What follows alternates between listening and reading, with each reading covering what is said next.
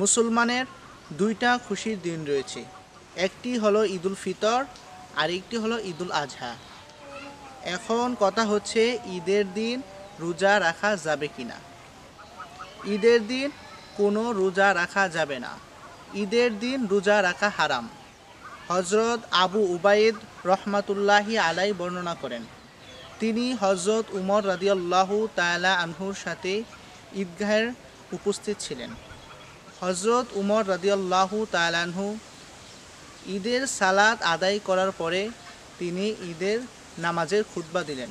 তিনি বললেন, হে মানুষ সকল, রাসূল সাল্লাল্লাহু আলাইহি ওয়াসাল্লাম দুই ঈদের দিন রোজা রাখতে নিষেধ করেছেন। এর মধ্যে একটি হলো ঈদুল ফিতরের দিন, যেদিন মুমিনগণ তাদের রোজা ভাঙবে।